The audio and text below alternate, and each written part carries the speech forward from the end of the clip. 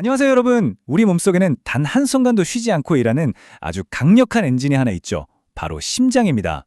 근데 우리가 이 소중한 엔진을 어떻게 관리해야 하는지 정말 제대로 알고 있을까요?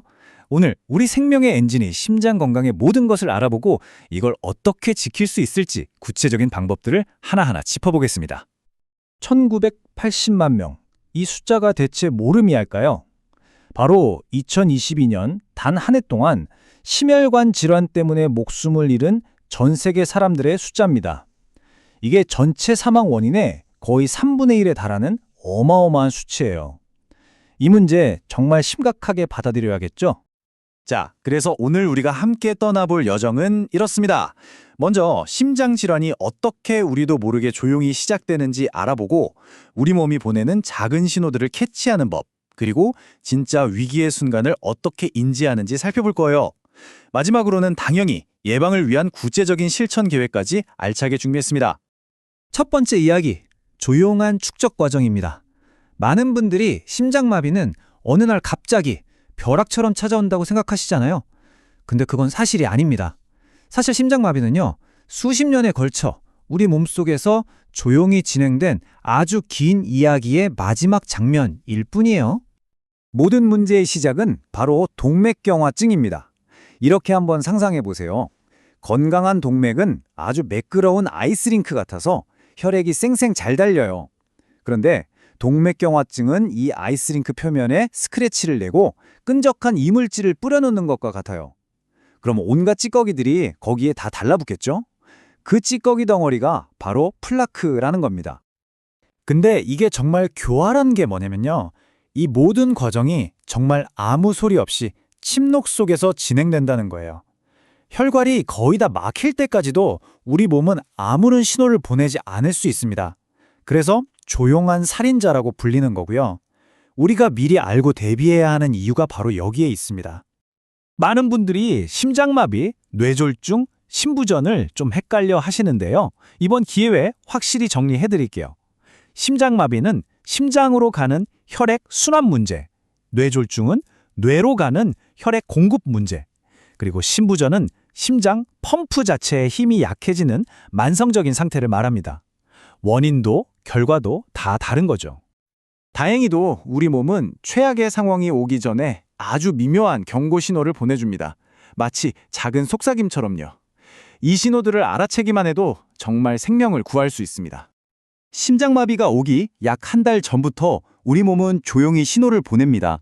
예를 들어 그냥 옷 입는 것처럼 가벼운 활동에도 숨이 차오른다거나 이유를 알 수 없는 극심한 피로감이 며칠씩 계속되는 거죠. 심지어 밤에 화장실 가려고 자주 깨는 것, 이것도 중요한 신호일 수 있어요. 심장 기능이 약해지면서 체액순환이 원활하지 않다는 경고일 수 있거든요.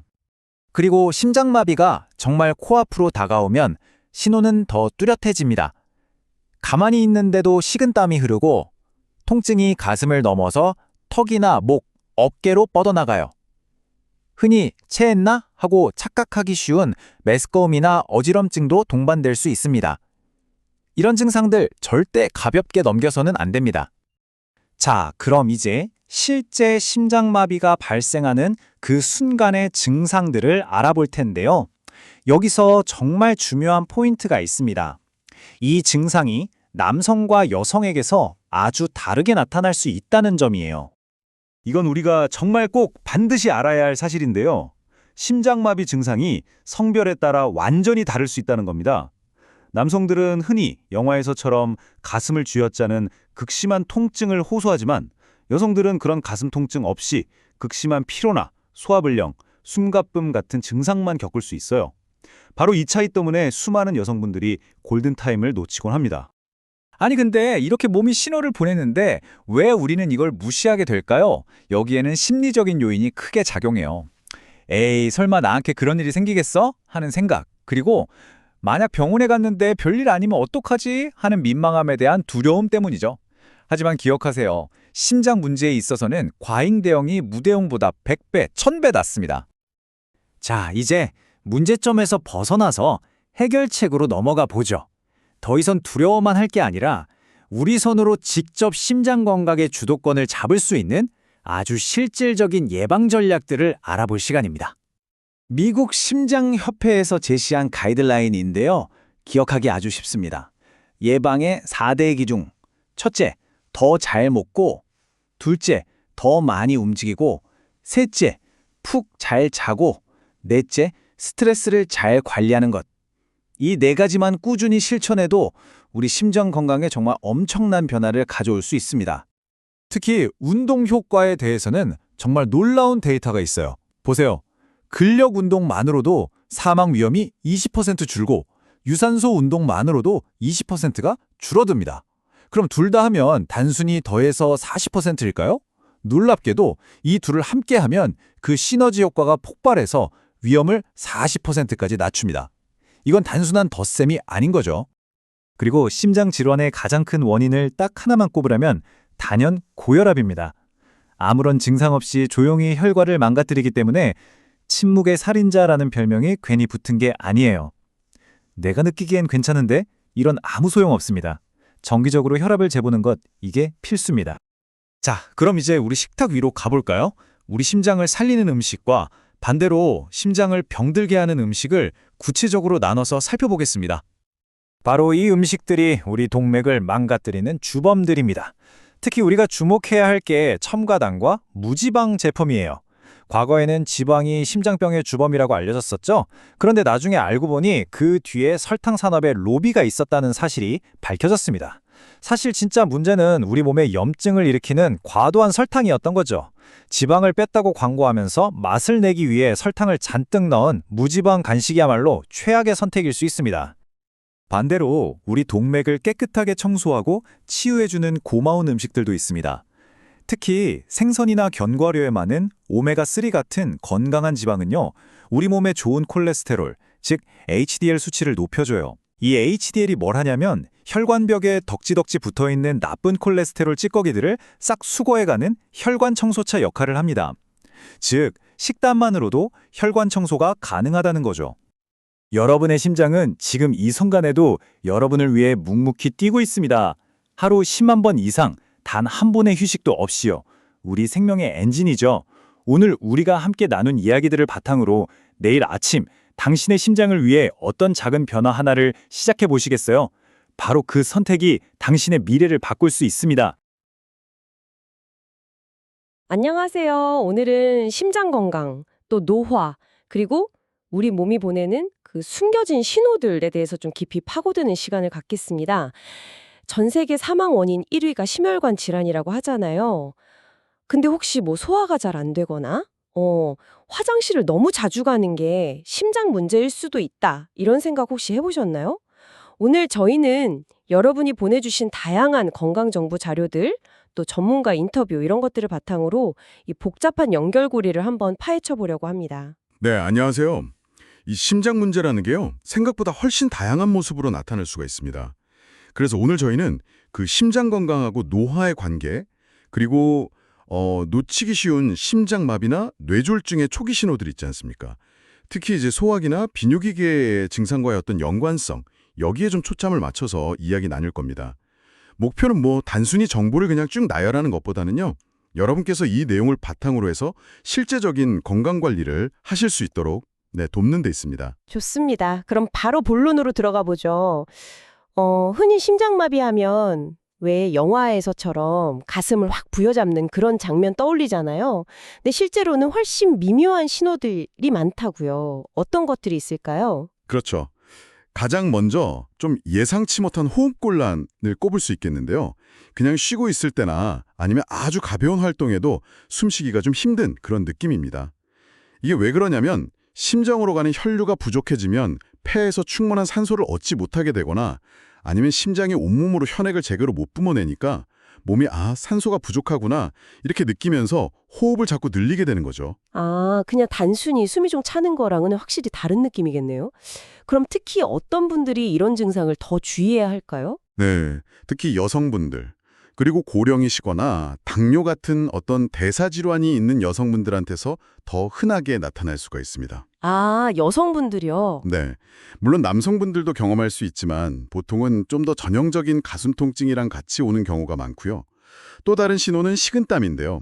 특별히 뭐 덥거나 운동한 것도 아닌데 갑자기 온몸이 축축해지는 그런 느낌이 드는 거죠. 그건 왜 그런 건가요? 갑자기 식은땀이 나는 건? 그게 이제 우리 몸의 일종의 경고 시스템인데요. 자율신경계가 활성화되는 반응이라고 보시면 됩니다. 심장에 산소 공급이 줄거나 혈압이 떨어지거나 하면 몸이 이걸 스트레스 상황으로 인식해서 이런 반응을 보이는 거죠. 만약에 어지럼증이나 메스꺼움 아니면 통증 같은 거랑 같이 나타난다면 이건 좀 더 심각하게 받아들여야 하고요. 이건 남녀 모두에게 흔히 나타날 수 있어요. 그렇군요. 가슴 통증 말고 다른 부위가 아픈 경우도 있다고 들었어요. 방사통이라고 하던데요. 아, 네, 맞습니다. 그 통증이 턱이나 목 아니면 등, 어깨, 팔, 특히 그 왼쪽 팔로 이렇게 퍼져나가는 현상인데요. 심지어 어떤 분들은 이걸 그냥 소화불량으로 여기기도 하세요. 명치 부근이 좀 불편하거나 속이 쓰린 느낌, 그렇게 나타날 수 있거든요. 아니, 소화불량이 심장 문제 신호일 수 있다니 정말 이건 좀 뜻밖인데요. 어떻게 그럴 수가 있죠? 아, 이게 그 심장에서 오는 통증 신호랑요, 소화기나 팔에서 오는 통증 신호가 척수에서 좀 비슷한 신경 경로를 공유하기 때문입니다. 그래서 우리뇌가 통증의 진짜 원인이 어딘지 약간 혼동하는 거죠. 아, 헷갈리는 거군요. 네. 그래서 이거 그냥 위가 좀 아픈 거겠지 하고 넘기기가 쉬워서 좀 위험할 수 있습니다. 특히 여성분들한테 이런 비전형적인 통증이 더 자주 나타나는 경향이 있고요. 여성분들은 또 이유 없이 아주 극심한 피로감을 느끼는 경우도 많다고 들었습니다. 네, 이것도 아주 중요한 신호입니다. 그냥 좀 피곤한 그런 수준이 아니고요. 아침에 일어나서 옷 입는 것조차 버겁게 느껴질 정도의 정말 극심한 피로감이에요. 뭐랄까, 배터리가 그냥 완전히 방전된 듯한 그런 느낌이죠. 와... 어떤 여성분들에게는 이 피로감이 유일한 심장마비 전조 증상일 수도 있습니다. 남성분들도 물론 느낄 수 있지만 여성분들만큼 흔하지는 않아요. 어지럼증이나 현기증도 마찬가지입니다. 심장이 혈액을 제대로 펌프질하지 못하면 뇌로 가는 혈류가 줄어서 발생할 수 있죠. 갑자기 불안하거나 왜 공황 발작 비슷한 느낌이 드는 것도 관련이 있을 수 있다고요? 그렇습니다. 가슴이 막 답답하고 심장이 미친 듯이 뛰면서 꼭 죽을 것 같은 그런 공포감이 드는 증상인데 이게 실제 공황 발작이랑 구별하기가 어려울 수 있습니다. 심장에 산소가 부족해지면 이런 증상이 나타날 수가 있거든요. 또 심장이 좀 불규칙하게 뛰거나 두근거리는 느낌, 그러니까 심계양젠도 중요한 신호가 될 수 있습니다. 아, 그렇군요. 근데 이런 미묘한 신호들이 심장마비가 오기 훨씬 전, 그러니까 몇 주나 몇 달 전부터 나타날 수도 있다는 점이 이거 정말 중요해 보이는데요? 지속적인 피로나 활동할 때 숨가쁨 같은 것들이요? 정확합니다. 혈관이 서서히 좁아지면서 심장에 부담이 가해지고 몸이 계속해서 신호를 보내는 거죠. 뇌졸중의 경우에도 그 일과성 허혈 발작 TIA라고 하죠. 소위 미니 뇌졸중이라는 아주 강력한 경고 신호가 있습니다. 뇌혈관이 잠시 막혔다가 풀리는 건데 증상은 잠깐 나타났다 사라지지만 이걸 경험한 사람은 실제 뇌졸중 위험이 매우 높기 때문에 절대 가볍게 여기시면 안 됩니다. 그렇다면 이런 미묘한 신호들을 아는 것이 왜 그렇게 중요할까요? 그냥 무시하고 넘어가기도 쉬울 것 같은데요. 그게 조기 발견하고 또 신속하게 대처하는 것이 생명을 구하고 또 심장 근육이나 뇌 손상을 최소화하는 열쇠이기 때문입니다. 에이, 설마 아니겠지. 괜히 병원 갔다가 별일 아니면 창피하잖아. 이런 생각 때문에 그 골든타임을 놓치는 경우가 정말 너무 많습니다. 아, 맞아요. 네, 그래서 의심스러운 증상이 있다면 절대 망설이지 마시고 즉시 119에 연락해서 응급실로 가셔야 합니다. 그리고 직접 운전하는 건 절대 안 되고요. 네, 정말 중요한 지적이십니다. 자, 이런 갑작스런 사건 말고도 시간이 흐르면서 우리 몸, 특히 심혈관계는 서서히 변하잖아요. 노화가 우리 몸에 어떤 영향을 미치는지 좀 더 자세히 들여다볼까요? 네, 우리 몸의 세포들은 나이가 들면서 스스로 없어지기도 하고요. 아포프토시스라고 하죠. 또 에너지를 만드는 과정에서 나오는 활성산소 같은 것들 때문에 손상을 입고 기능이 떨어집니다. 아주 간단히 말하면 이런 세포 수준의 노화가 쌓이고 쌓여서 장기 기능의 변화로 나타나는 거죠. 특히 혈관의 변화가 중요합니다. 혈관이 늙는다는 건 구체적으로 어떤 의미인가요? 혈관벽이 탄력을 잃고 좀 뻣뻣해집니다. 이걸 저희가 동맥경화증이라고 부르죠. 또 다른 문제는 죽상경화증인데요. 이건 혈관 안쪽 벽에 콜레스테롤, 지방, 칼슘 같은 그런 찌꺼기들이 쌓여서 플라크라는 덩어리를 만드는 겁니다. 아, 플라크요. 네, 마치 그 오래된 수도관 안에 녹이 쓸고 이물질이 끼는 것과 비슷하다고 생각하시면 이해가 쉬우실 거예요. 어떤 전문가는 그 손상된 혈관 내벽을 스케이트 날에 긁힌 아이스링크 표면에 비유하기도 하더라고요. 표면이 거칠어지면 문제가 생기기 쉬우니까요. 혈관 상태를 직접 볼 수도 있나요? 어떻게 알 수 있죠? 네, 있습니다. 목에 있는 큰 동맥, 경동맥이라고 하는데요. 이 경동맥의 상태를 초음파로 보는 경동맥 내중막 두께 측정 CIMT라는 검사가 있습니다. 혈관벽이 얼마나 두꺼워졌는지, 또 플라크가 있다면 얼마나 심한지 이런 것들을 확인해서 동맥경화 정도를 평가하는 데 도움이 됩니다. 혈관이 그렇게 뻣뻣해지고 좁아지면 심장은 그럼 어떻게 되나요? 당연히 심장에는 부담이 커지죠. 심장은 더 높은 압력으로 더 힘들게 피를 뿜어내야 하니까요. 이런 상태가 오래 지속되면 심장 근육 자체가 지쳐서 기능이 떨어지는 심부전으로 이어질 수도 있습니다. 그리고 노화는 신장이나 방광 기능에도 영향을 미칩니다. 신장의 혈액 여과 능력이 좀 떨어지고 방광은 용적이 줄거나 근육이 약해지거나 혹은 너무 예민해질 수 있어요. 아, 그래서 나이가 들면 화장실을 자주 가게 되는군요. 특히 밤에 자다가 깨서 가는 경우도 많고요. 맞습니다. 비뇨, 또 갑자기 소변이 마려운 느낌인 절박뇨, 야간뇨 이런 것들이 흔해지죠. 특히 그 야간뇨는요, 단순히 노화 현상이 아니라 심부전 같은 심장 문제의 신호일 수도 있기 때문에 좀 주의 깊게 봐야 합니다. 아, 그렇군요. 네, 소화기계도 변화를 겪습니다. 소화 속도가 좀 느려지고 변비가 생기기 쉬운데요. 변비 때문에 배변 시에 힘을 주면 혈압이 오르고 이게 또 심장에 부담을 줄 수 있습니다. 아까 그 장 건강이랑 심장 건강이 연결되어 있다는 말씀도 하셨는데요. 장심장축이라고 하셨죠? 그것 좀 더 설명해 주실 수 있나요? 네, 아주 중요한 개념인데요. 최근에 굉장히 주목받고 있습니다. 우리 장 속에 사는 수많은 미생물들이 있잖아요. 이 미생물들의 균형, 즉 장내 마이크로바이옴이라고 하는데 이 균형이 깨지면요. 이게 단순히 소화 문제를 넘어서 전신염증을 유발하고 콜레스테롤 수치나 혈압, 혈관 손상에도 영향을 미쳐서 결국에는 심혈관 질환 위험을 높일 수 있다는 겁니다. 와... 그러니까 장 건강이 곧 심장 건강과 직결된다, 이렇게 볼 수 있는 거죠.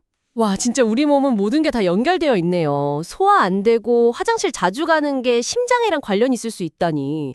근데 그러면 노화로 인한 자연스러운 변화랑 질병의 경고 신호를 어떻게 구분해야 할까요?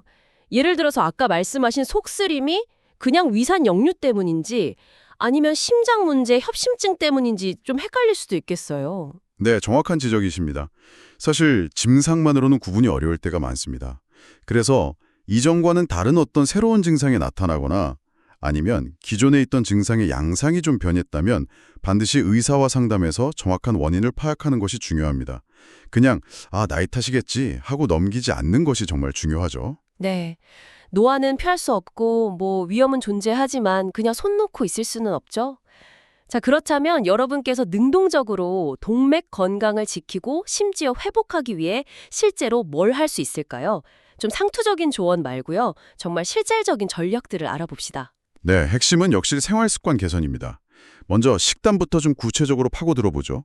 그냥 몸에 좋은 거 드세요, 이게 아니라 무엇을 어떻게 먹어야 혈관 건강에 진짜 도움이 되는지 한번 알아보겠습니다. 네, 그게 중요하죠. 어떤 음식이 그 혈관 청소부 역할을 할까요? 오메가3 지방산이 풍부한 등푸른 생선, 견과류, 씨앗류 이런 게 대표적이죠. 혈중 중성지방을 낮추고 염증을 줄이는 데 도움이 됩니다. 식이섬유가 많은 통곡물, 과일, 채소, 콩류는 콜레스테롤 관리에 필수적이고 또 장 건강에도 좋고요. 그리고 요즘 특히 주목받는 것이 비타민 K2하고 D3의 조합입니다. 비타민 K2요? 그건 좀 생소한데요? 어디에 많고 어떤 역할을 하나요? 네, 비타민 K2는 그 낫또 있잖아요. 청국장하고 비슷한 거. 낫또나 특정 종류의 치즈, 달걀 노른자, 소의 간 이런 데 비교적 많이 들어있습니다. 이 비타민의 주요한 역할 중 하나가 뭐냐면 칼슘이 혈관벽에 쌓이지 않고 뼈로 잘 가도록 일종의 교통정리를 해주는 겁니다. 아, 교통정리요? 네. 비타민 D3는 칼슘 흡수를 돕는 동시에 이 K2의 작용을 돕는 시너지 효과가 있어서 같이 섭취하는 것이 좋습니다. 그리고 아까 말씀드린 장심장축을 고려하면 요구르트나 케키와 같은 프로바이오틱스, 유익균이죠. 하고 또 채소 속 섬유질 같은 프리바이오틱스, 유익균의 먹이를 섭취를 섭취해서 장 건강을 챙기는 것도 매우 중요합니다. 그렇군요. 그럼 반대로 좀 피해야 할 음식들은 뭔가요? 설탕이 진짜 주범이라는 이야기도 있던데요. 네, 맞습니다. 설탕, 특히 음료수나 가공식품에 숨어있는 그 첨가당은 혈관 건강에 정말 적입니다. 염증을 유발하고 혈중 지질 상태를 악화시키죠. 심지어 저지방, 딱지가 붙은 가공식품에 설탕이 더 많이 들어있는 경우도 많으니까 주의해야 하고요. 아, 저지방인데 설탕이요? 네, 그런 경우가 꽤 있습니다. 과도한 소금 섭취는 당연히 혈압을 높이니 줄여야 하고요. 가공식품 섭취도 최소화하는 것이 좋습니다. 알코올 역시 과하면 혈압과 중성지방 수치를 높일 수 있으니 남성은 하루 2-3잔, 여성은 하루 2잔 이하로 제한하는 것이 권장됩니다. 붉은 육류는 약간 논쟁이 있긴 하지만 그래도 과다 섭취는 피하는 편이 안전합니다. 식단만큼 중요한 게 또 운동인데요. 어떤 점을 좀 강조하고 싶으신가요? 규칙성하고 다양성입니다. 특히 근력 운동의 중요성을 좀 강조하고 싶어요. 유산소 운동만으로는 약간 부족할 수 있습니다. 근력 운동은 HDL, 즉 좋은 콜레스테롤 수치를 높이는 데 도움이 되고요. 근육 자체가 포도당을 저장하고 사용하면서 혈당 조절에도 중요한 역할을 합니다. 혈액순환을 돕고 혈압 관리에도 긍정적인 영향을 주죠. 아, 그 좋은 콜레스테롤을 왜 혈관 청소부나 쓰레기 트럭에 비유하기도 하잖아요. 근력 운동이 이 청소부를 더 열심히 일하게 만든다. 이런 거군요. 근데 꼭 헬스장에 가야 하나요? 전혀요. 거창할 필요 없습니다. 그냥 30분 이상 앉아 있었다면 잠시 일어나서 스트레칭을 하거나 앉은 자리에서 발 뒤꿈치를 들었다 내리는 그런 간단한 동작, calf raises라고 하죠. 만으로도 다리 혈액순환에 큰 도움이 됩니다. 아침에 일어나자마자 물 한 잔 마시는 것도 밤새 좀 끈적해진 혈액을 묽게 하는 데 도움이 되고요. 가볍게 뛰거나 밸런스 볼 위에서 균형을 잡는 등 약간의 중력 저항, 원지를 이용한 운동이 혈압 개선에 효과적이란 연구 결과도 있습니다. 중요한 건 꾸준히 하는 거죠. 운동이 단순히 몸을 쓰는 걸 넘어서 우리 몸의 복구 시스템을 활성화시킨다는 점도 되게 흥미롭던데요. 맞습니다. 운동은 우리 몸의 줄기세포를 자극해서 손상된 조직, 심지어 혈관 내벽의 미세한 손상까지도 복구하는 데 도움을 줄 수 있습니다. 그러니까 운동은 단순한 칼로리 소모가 아니라 몸을 적극적으로 수리하고 관리하는 행위다. 이렇게 볼 수 있는 거죠. 자, 그럼 수면과 스트레스 관리는 어떤가요? 잠을 얼마나 자느냐보다 언제 자느냐가 더 중요하다 이런 이야기도 있던데요. 네, 수면의 규칙성이 정말 중요합니다. 매일 비슷한 시간에 잠자리에 들고 일어나는 것이죠. 수면 패턴이 불규칙하면 심혈관 질환 위험이 2배까지 높아질 수 있다는 연구도 있습니다. 2배나요? 네, 잠자는 동안 우리 몸은 회복하고 재정비하는 시간을 갖는데 이 리듬이 깨지면 심혈관계에도 부담이 가는 겁니다. 만성 스트레스 역시 문제입니다. 스트레스 호르몬, 코르티솔이나 아드레날린 같은 것들이 계속 분비되면 혈압이 오르고 염증이 심해지고 또 혈관에 플라크가 쌓이기 쉬운 환경이 만들어집니다. 그래서 명상, 요가, 심호흡, 취미활동 아니면 친구나 가족과의 교류 같은 자신에게 맞는 스트레스 해소법을 찾는 것이 중요합니다. 마지막으로 내 몸 상태를 정확히 아는 것, 즉 모니터링의 중요성도 빼놓을 수 없겠죠? 그렇습니다. 자신의 혈압, 콜레스테롤 수치, 특히 총콜레스테롤 LDL, HDL, 중성지방 다 중요합니다. 혈당 수치를 아는 것이 기본 중의 기본입니다. 특히 혈압은 병원에서 잴 때만 높게 나오는 백의 고혈압 가능성이 있으니까 집에서 꾸준히 측정하는 것이 좋습니다. 아, 집에서요? 네, 아침에 일어나서 식사나 커피 전에 한 5분 정도 안정된 상태에서 재는 것을 권장합니다. 아까 말씀드린 CIMT 검사 같은 것을 통해서 혈관의 실제 상태를 확인하는 것도 좋은 방법이고요. 내 몸의 현재 상태를 알아야 목표를 세우고 관리할 수 있습니다. 네, 이렇게 생활 습관을 철저히 관리하는 것이 최선이겠지만 만약에 이미 혈관에 문제가 생긴 경우에는 의학적인 도움이 필요할 텐데요. 어떤 방법들이 있나요? 혈관이 심하게 좁아지거나 막혔을 때 사용하는 대표적인 방법이 스텐트 시술하고 관상동맥 우회술입니다. 스텐트는 이제 좁아진 혈관을 풍선으로 넓힌 다음에 다시 좁아지지 않도록 그 금속 그물망 같은 것을 넣어서 지지해주는 시술이고요. 요즘에는 스텐트에서 약물이 서서히 방출돼서 재협착을 막는 종류가 주로 쓰이고 녹아서 없어지는 재질의 스텐트도 개발되고 있습니다. 시술 후에는 혈전, 그러니까 피떡을 막기 위해서 일정 기간 항혈소판제라는 약을 복용해야 하고요. 우회술은 그럼 어떤 경우에 하나요? 스텐트랑 다른 점은요? 우회술은 여러 혈관이 막혔거나 스텐트 시술이 좀 어려운 위치에 문제가 있을 때 고려합니다.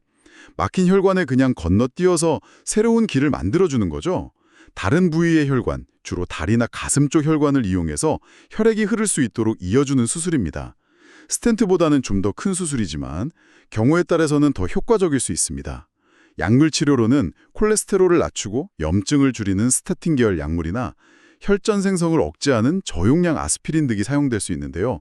다만 아스피린은 출혈 위험이 있어서 반드시 의사와 상의하고 복용 여부를 결정해야 합니다. 결국 중요한 점은 이런 시술이나 약물이 근본적인 해결책이라기보다는 필요한 상황에서 도움을 주는 일종의 도구다. 이렇게 이해하면 될까요? 네, 정확합니다. 가장 중요한 것은 건강한 생활 습관을 통해서 혈관 자체를 건강하게 유지하는 것입니다.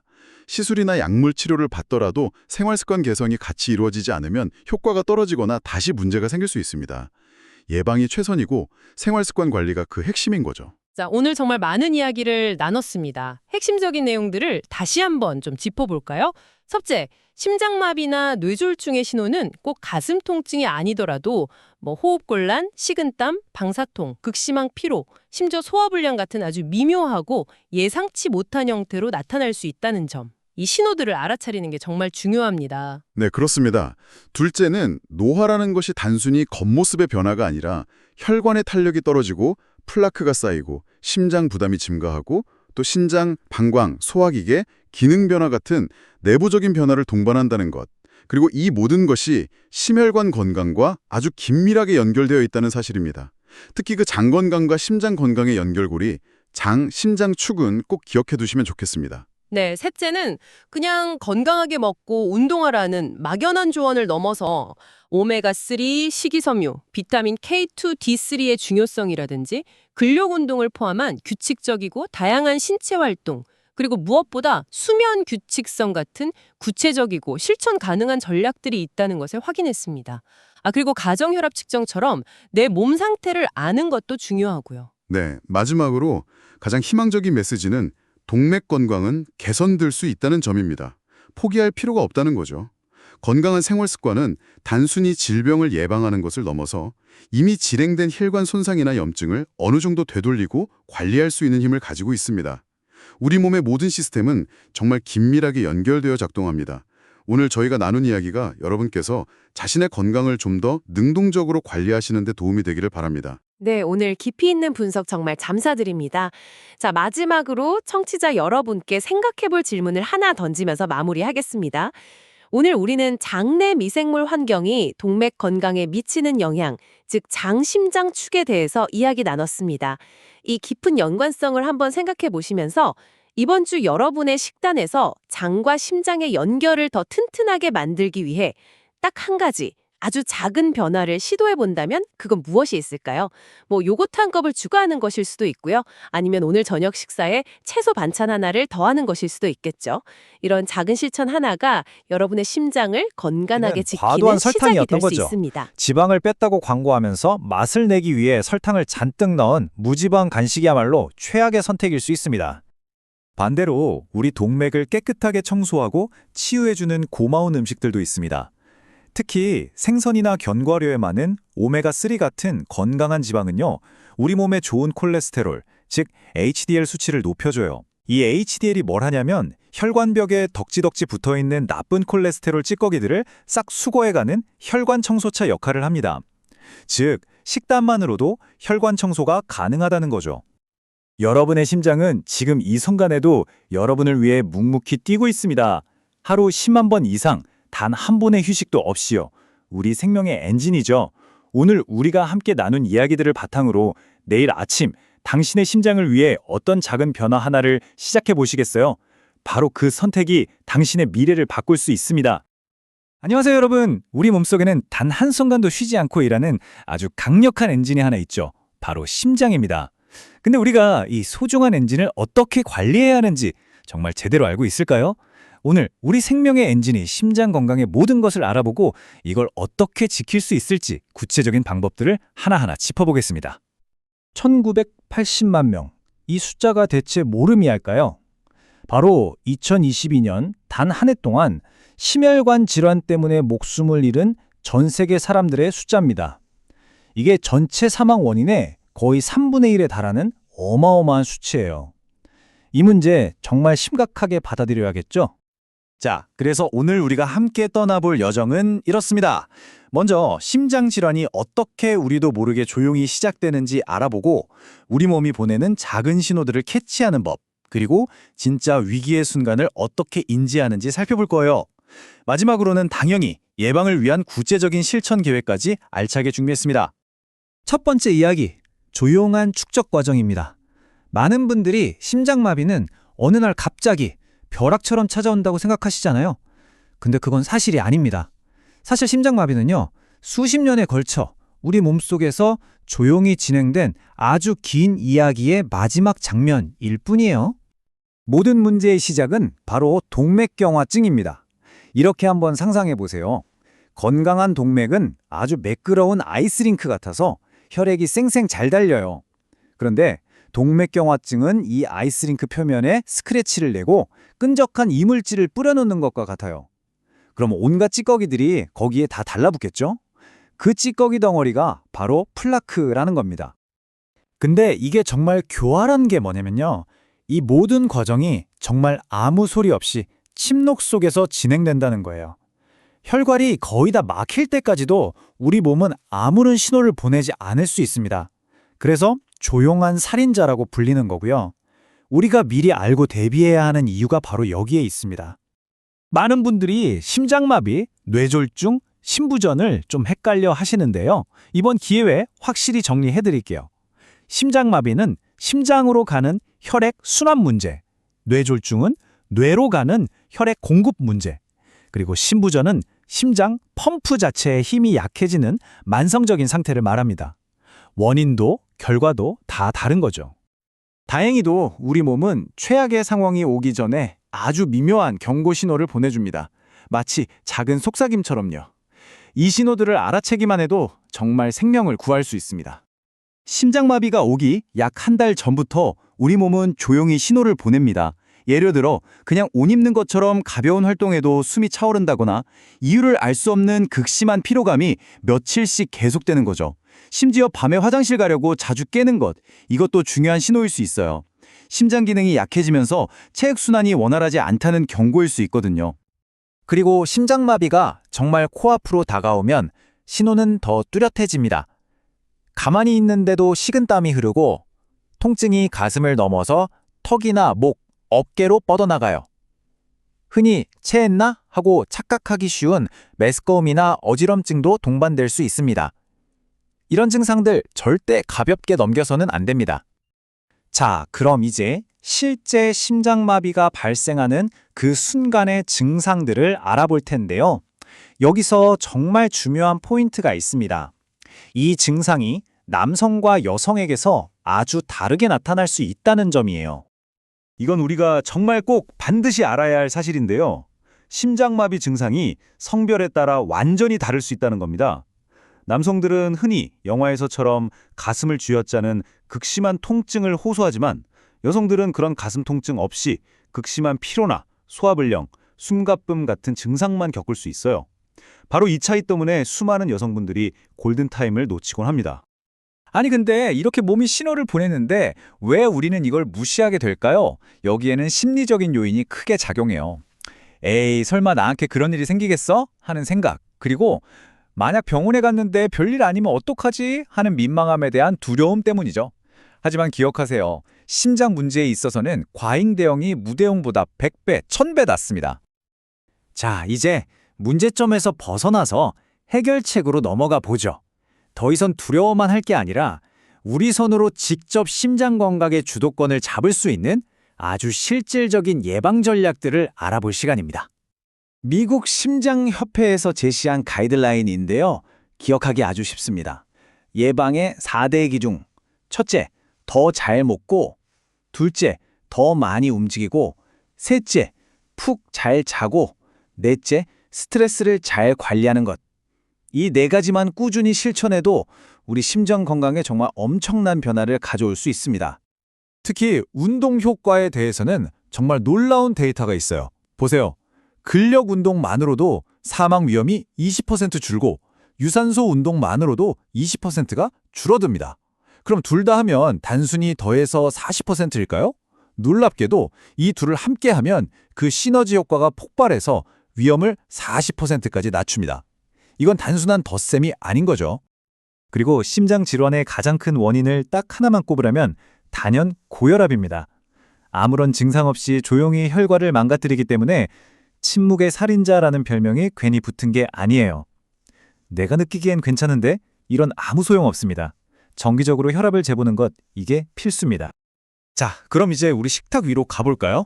우리 심장을 살리는 음식과 반대로 심장을 병들게 하는 음식을 구체적으로 나눠서 살펴보겠습니다. 바로 이 음식들이 우리 동맥을 망가뜨리는 주범들입니다. 특히 우리가 주목해야 할 게 첨가당과 무지방 제품이에요. 과거에는 지방이 심장병의 주범이라고 알려졌었죠. 그런데 나중에 알고 보니 그 뒤에 설탕 산업의 로비가 있었다는 사실이 밝혀졌습니다. 사실 진짜 문제는 우리 몸에 염증을 일으키는 과도한 설탕이었던 거죠. 지방을 뺐다고 광고하면서 맛을 내기 위해 설탕을 잔뜩 넣은 무지방 간식이야말로 최악의 선택일 수 있습니다. 반대로 우리 동맥을 깨끗하게 청소하고 치유해주는 고마운 음식들도 있습니다. 특히 생선이나 견과류에 많은 오메가3 같은 건강한 지방은요, 우리 몸에 좋은 콜레스테롤, 즉 HDL 수치를 높여줘요. 이 HDL이 뭘 하냐면 혈관벽에 덕지덕지 붙어있는 나쁜 콜레스테롤 찌꺼기들을 싹 수거해가는 혈관 청소차 역할을 합니다. 즉, 식단만으로도 혈관 청소가 가능하다는 거죠. 여러분의 심장은 지금 이 순간에도 여러분을 위해 묵묵히 뛰고 있습니다. 하루 10만 번 이상 단 한 번의 휴식도 없이요. 우리 생명의 엔진이죠. 오늘 우리가 함께 나눈 이야기들을 바탕으로 내일 아침 당신의 심장을 위해 어떤 작은 변화 하나를 시작해 보시겠어요? 바로 그 선택이 당신의 미래를 바꿀 수 있습니다.